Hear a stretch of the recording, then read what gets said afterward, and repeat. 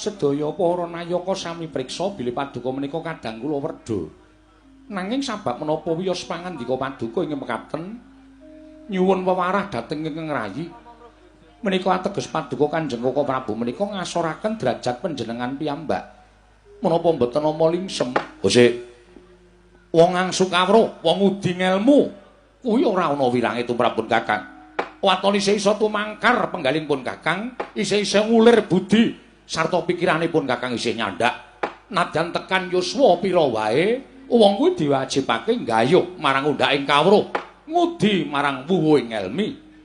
Mekaten Koko Prabu, mangke sinengguh wonten ingkang sami nyebataken wonten kebon nusu gudel. Ya men.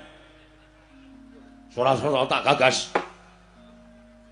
Dianggep kebon nusu gudel ya wis ben. Inggih Koko Prabu. Sedaya menika estunipun paduka sampun mangertos. Lho, ngerti piye?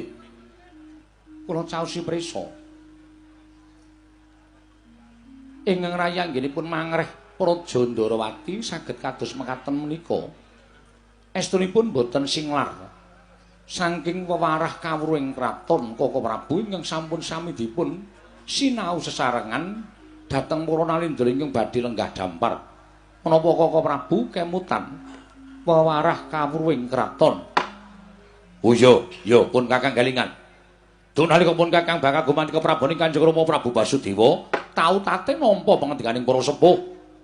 Yen to wong bakal dadi nalindra kuwi kudu nyekel marang wewarah kawruhing kraton. Lah menawi mekaten panjenengan sampun kemutan. Wis. Menika kedah dipun cakaken.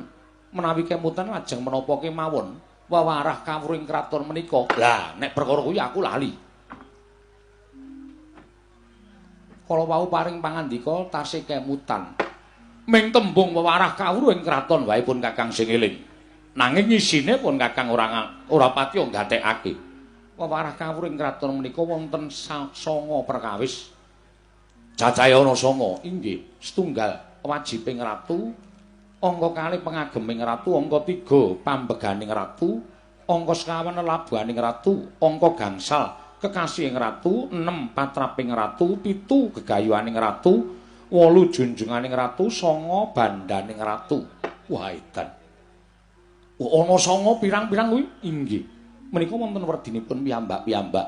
Sing nomor 1, wajibing ratu menika aja kendhat tansah nglenggahi dhateng watak Hanata, Haniti, Hamariksa lan Hamisesa. Nata, Niti, Mriksa lan Misesa menika kedah dipun tindakaken dening sadengahing para nalindra.